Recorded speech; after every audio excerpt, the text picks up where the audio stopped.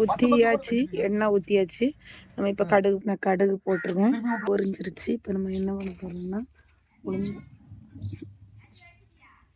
இல்லை இனிதான் சாப்பாடு வச்சாச்சா? அதான் சொன்னாங்க ரூபி காட்டல.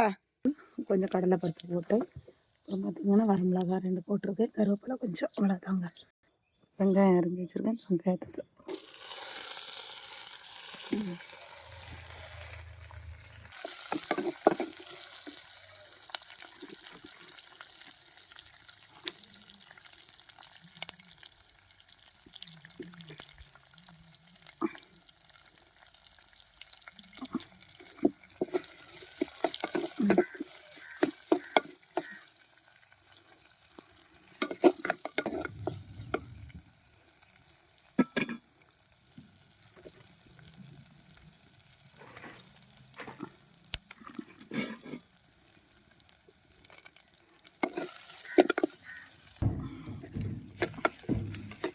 நல்லா வணக்கி விட்டாச்சு. வாழைப்பூ வந்து உடம்புக்கு ரொம்ப நல்லதுங்க. செரிமான கோளாறு இல்லாமல் பார்த்தீங்கன்னா இந்த சுகருக்கு, கொலஸ்ட்ராலுக்கு, அதில் பார்த்திங்கன்னா நம்ம உடம்புக்குள்ளே இருக்கக்கூடிய கெட்ட நீருகளை வெளியேற்றக்கூடிய தன்மை இதுக்கு கண்டிப்பாக இருக்குது வாழைப்பூவில். சரிங்களா? உங்கள் வீட்டில் வாழைப்பூ இருந்துச்சுன்னா வாழைப்பூ கொஞ்சம் அதிகமாகட்டே தான் இருக்குது. சும்மா கூட அது சாப்பிட்டு மஞ்சத்தூள் போட்டுக்கணும். வேக விட்டுடலாங்க.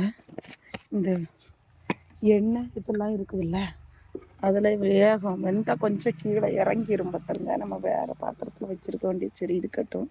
சரி ஆகிரும். வெந்தனம் கரெக்டாக இருக்கணும். வாழைப்பூ ரொம்ப உடம்புக்கு நல்லது பார்த்துருங்க. இந்த மாதிரி நீங்களும் வீட்டுகளில் பிள்ளைங்களுக்கும் செஞ்சு கொடுத்து பாருங்கள். இது துவர்ப்பு இதில் இருக்காது.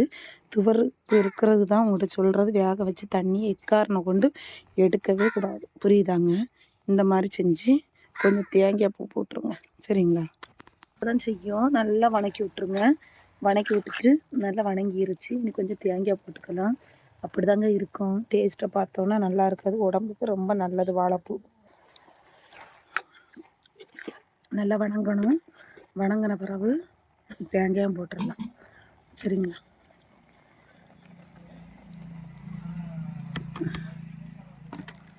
இப்படி பண்ணிடுங்க. கண்டிப்பாக இது வந்து உடம்புகளுக்கு ரொம்ப நல்லது. டேஸ்ட்டாக பார்க்காதுங்க. கொஞ்சம் துவர்ப்பு இருந்தாலும் சாப்பிட்டு பழகுங்க. நல்லது. சரிங்களா? இந்த மாதிரி வீடியோ பிடிச்சிருந்தா மறக்காமல் லைக் பண்ணுங்கள், ஷேர் பண்ணுங்கள், சப்ஸ்கிரைப் பண்ணுங்கள். முதல்ல பெல் பட்டனை கிளிக் பண்ணுங்கள். சரிங்களா? ஓகேவா?